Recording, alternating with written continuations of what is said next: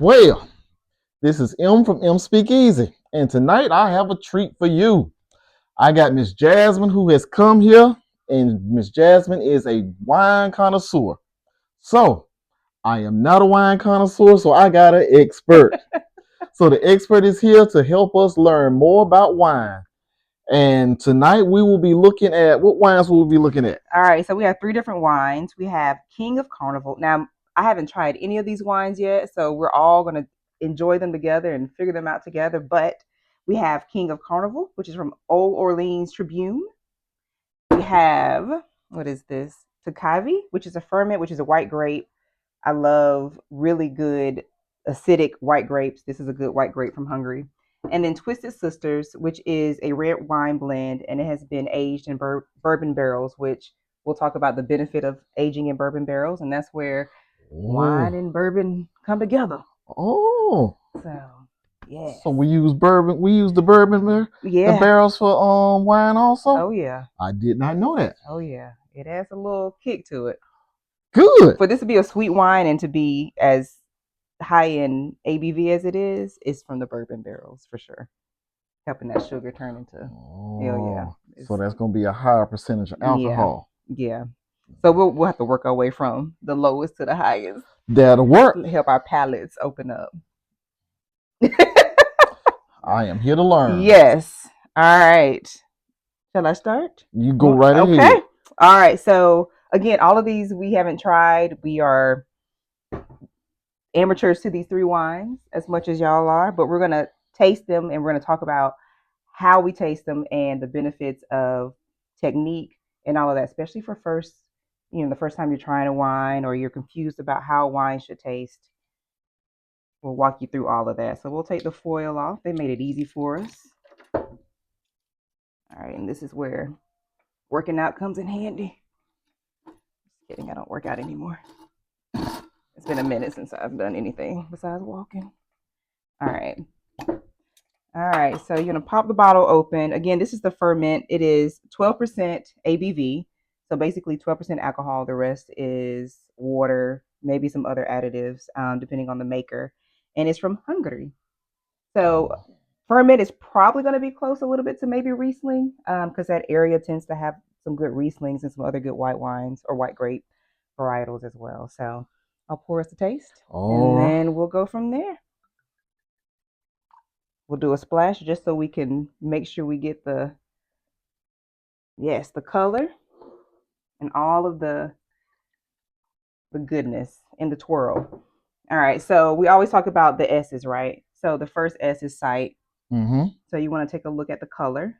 So if you have a white piece of paper, this is where it would come in handy, and you would just look at the grape or the color of it against that white piece of paper to just designate a color to it, like straw or golden or amber.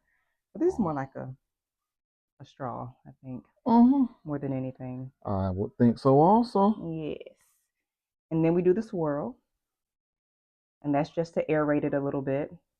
That's allowing those molecules to open up the same way you would do it when you decant bourbon or decant anything else. It's the same idea where you're just releasing a lot of those molecules so it can be at its fullest essence. Like we need to be decanted, and swirled around and, all that good stuff. So wine and bourbon and alcohol needs it too.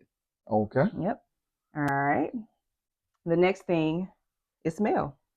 So I tell people to put your whole nose in the glass because when you do that, that's when you get a lot of those fruit flavors, those fruity Yes, scents. most definitely. I smell the fruit. So what do you smell? What do you think if you had to designate?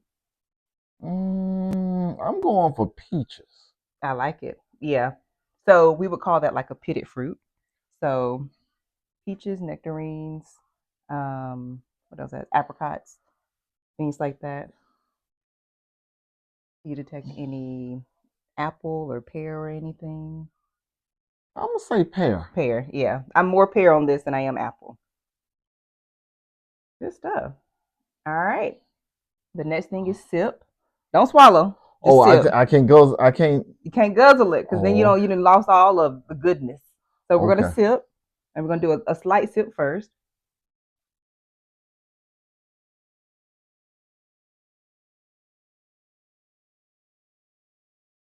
And you're gonna gargle it like Listerine, because that way you get to see if it's acidic.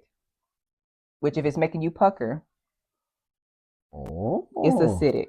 Which white wines tend to be a little more acidic. did not know that. It's good stuff. So usually, if you that first sip, you kind of just gargle it a little bit, Mm-hmm. kind of spread it across your entire palate, and you can kind of feel if it's acidic, if it makes your mouth water, like biting into a lemon. That means it's pretty acidic. And this one is Okay. it's pretty acidic. And then when you swallow, you think about the finish of it. Does it stop right at the tip of the back of your throat? Does it kind of crawl down your chest a little bit? I want to Is say it? the back of the throat. Yeah, I agree. I agree. And that's it. That's kind of like the beginner's Oh, tutorial. tutorial. And after Oh, that, you can drink it however you want to. okay. So this would be good paired probably with, I mean, white meat or seafood for sure, or even with an appetizer. So like a charcuterie board, calamari, fried chicken, something that's like nice, crispy, and buttery. This will go good, great with, and it'll Oh, cut some of that acidity for okay. sure. So Thank you so much, Miss Job. you are so welcome. That's really good. What he's like, it ain't bourbon. Yeah, yeah. It's not You know, bourbon. it's not my whiskey, but you know. We'll make it work. Oh, It's definitely a lighter wine, so it's good stuff. This is a good, and so this one isn't sweet at all. It is dry. Would you say it was dry? yes. Yeah. So it didn't really have a lot of residual sugars that kind of rest on your palate. It was there. That's for sure. All All right. right. All right.